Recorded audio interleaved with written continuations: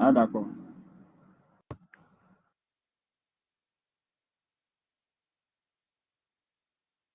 Donc,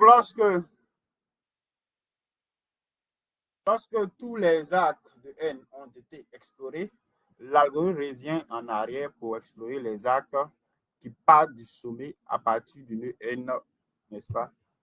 À partir duquel N a été découvert. Donc, ce processus se répète jusqu'à ce que les sommets accessibles à partir du sommet origine initiale aient été découverts. Donc, s'il en reste des sommets non découverts, on choisit un qui servira de nouvelle origine et le parcours reprend à partir de cette origine. Okay? Voilà. Donc, c'est un peu expliqué quoi. Donc, il y a l'idée de pile ici. Il y a l'idée de pile ici parce que c'est les actes qui ont été, ou les sommets qui ont été récemment découverts qu'on va explorer au fur et à mesure. Okay? Donc, contrairement au parcours en largeur où on se basait sur une file, n'est-ce pas, où on retirait les éléments d'une file, certainement qu'ici, on va retirer les éléments d'une pile. Okay? Donc, comme BFS, nous marquons également les sommets en gris, en blanc plutôt, en gris et noir pour représenter respectivement les sommets non visités, découverts et complètement visités. Donc, le parcours en profondeur est obtenu en gérant la liste d'attente au coloriage en noir comme une pile. Okay? Voilà.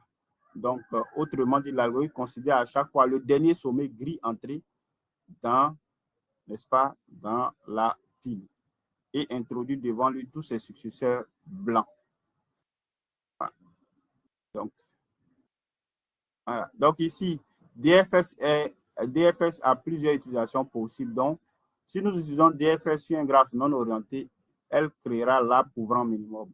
Donc, le minimal spanning tree. Spanning tree. Donc, nous pouvons détecter les cycles dans un graphe en utilisant DFS. Okay? Donc, en utilisant DFS, on peut trouver le chemin entre deux sommets donnés N1 et N2. En utilisant DFS, on peut trouver les composants fortement connectés d'un graphe. Okay. Donc, voici finalement le pseudo-code de DFS. Okay. Donc, ici, on a un graphe, comme l'autre côté aussi, et un nœud N appartenant à grand N de G.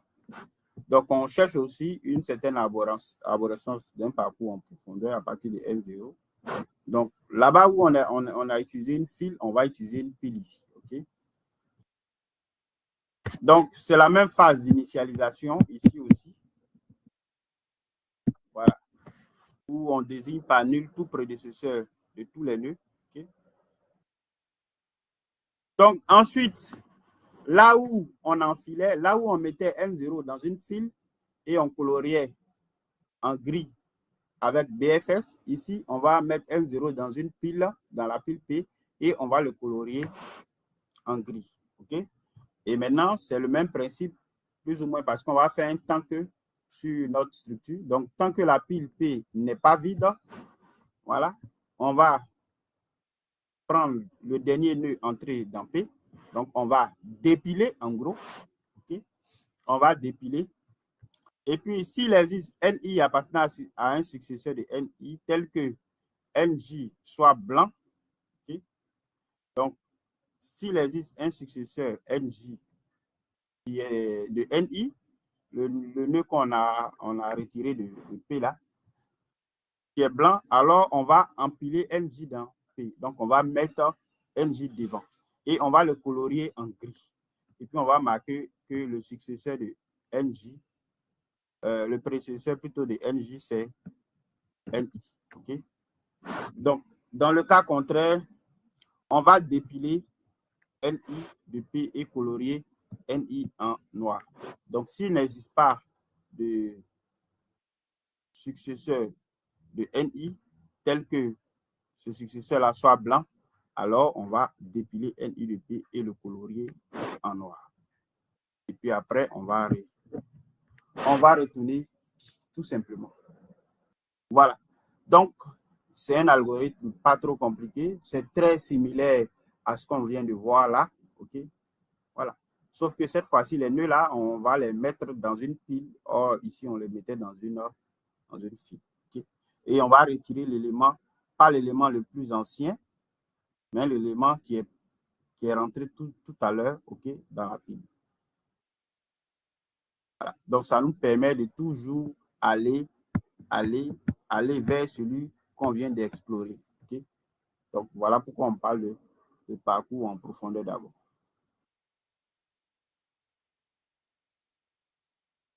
Donc, certainement qu'il y a un petit schéma qui va nous aider à voir ça. Ou voilà, OK?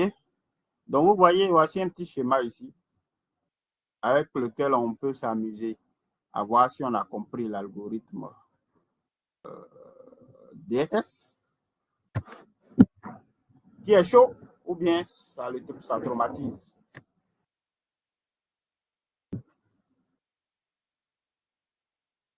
Hein, les gars? Ça traumatise un peu, on dirait. Silence de cathédrale.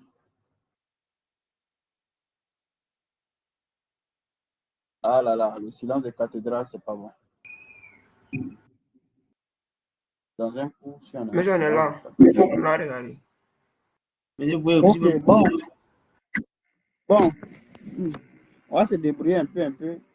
Dieu va nous faire grâce, on va comprendre. Donc ici, alors, donc on part avec N0 aussi égal à 1. OK? Et on va mettre dans P, on va mettre 1. OK?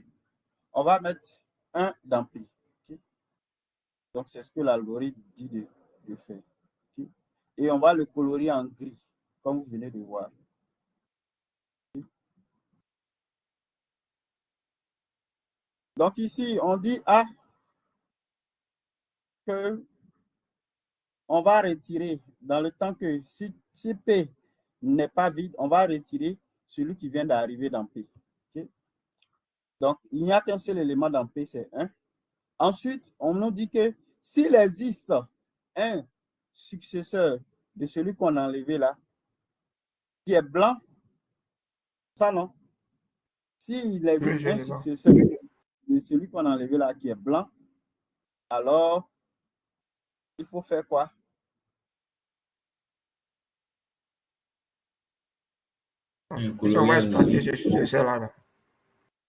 Voilà.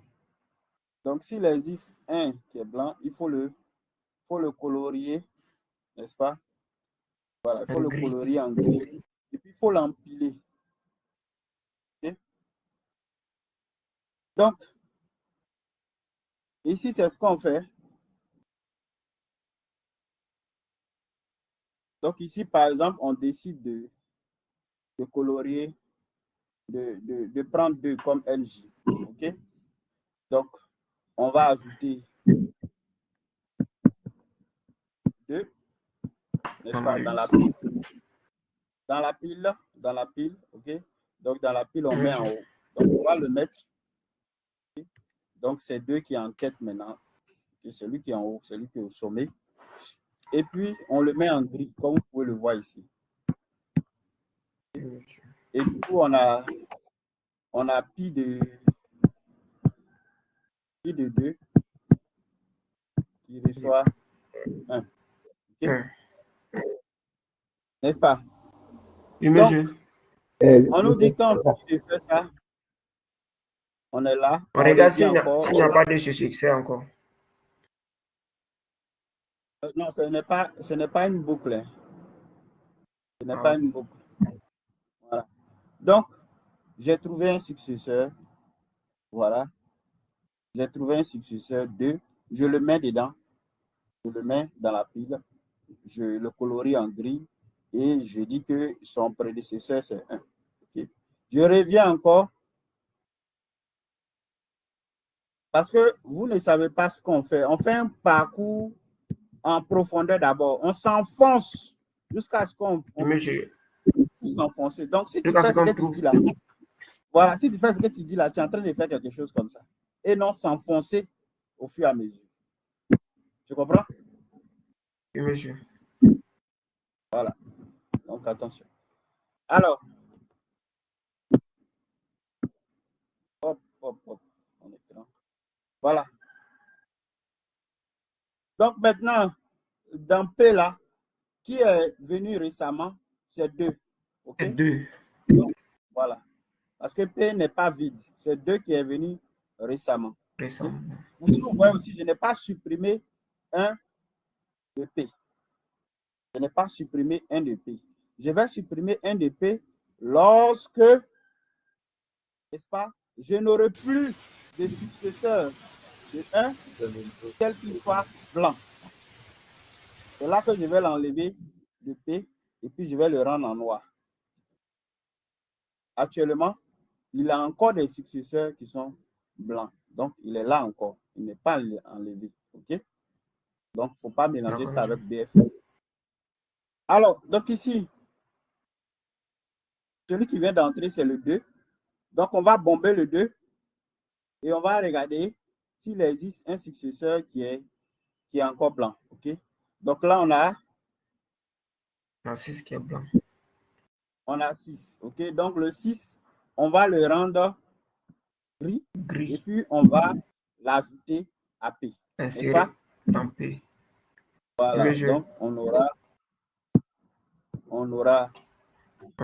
6, 2, 1. 2 et puis 1. 2 et 1. Et puis, on aura pi de 6. On reçoit 2. Qui reçoit 2. On est d'accord? Oui, monsieur.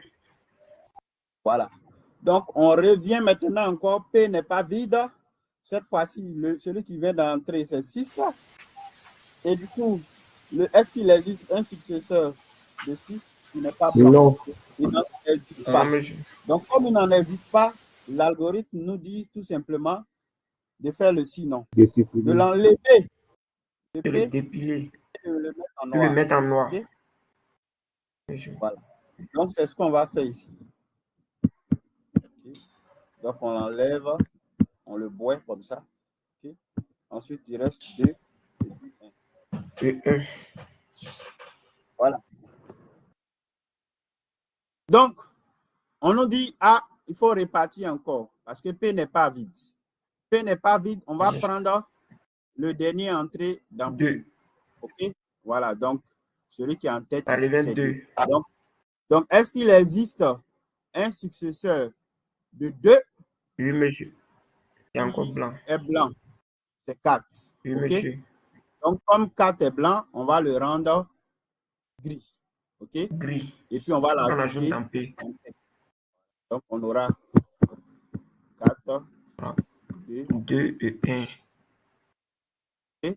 Et puis, on a pi de 4. Et soit 2.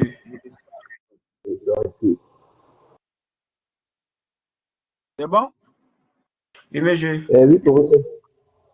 Voilà. Donc, on a quelque chose comme ça actuellement.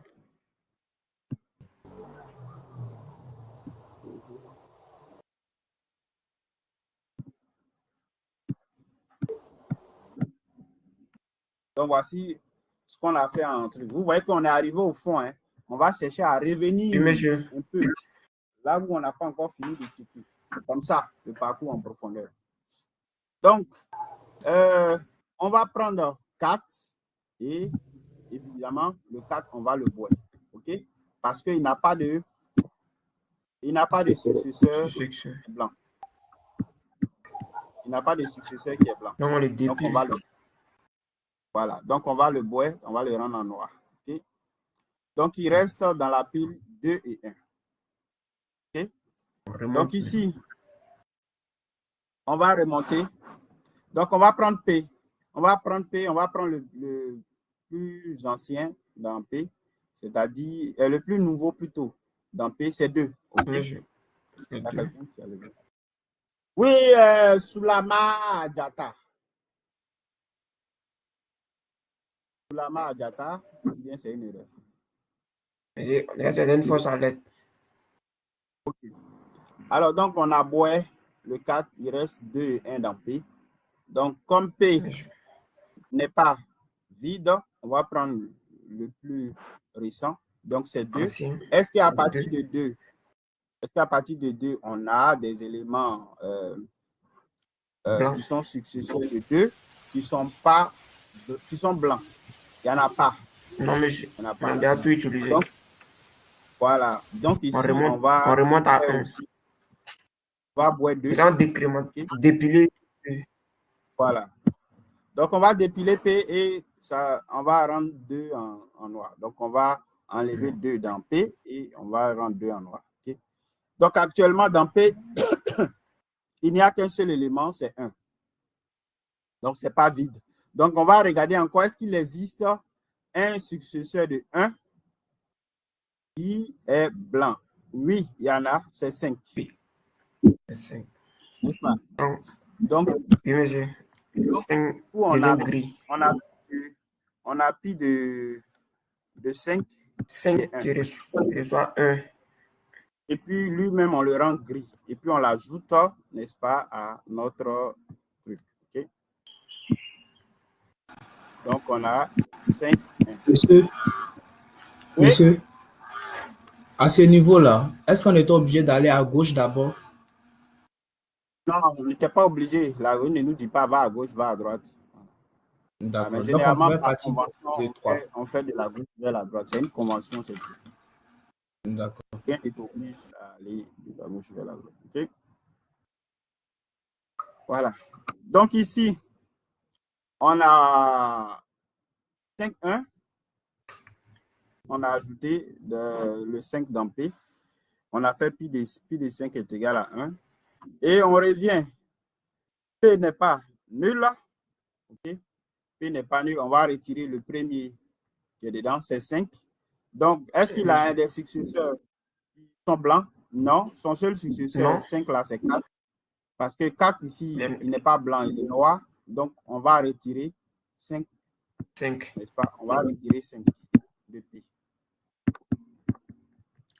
Voilà. Donc, P on va devient retirer. 1. Donc, P devient 1 encore. Okay? Donc, 1 qui est là-bas, là, est-ce qu'il existe un successeur encore de 1 qui est blanc? C'est blanc. Oui. 3. Oui. Okay? Donc, on a 3, 1. Donc, on a 3, 1 et puis on a pi de 3 qui reçoit 1. Voilà, on a 5 ici. On a 3. Ensuite,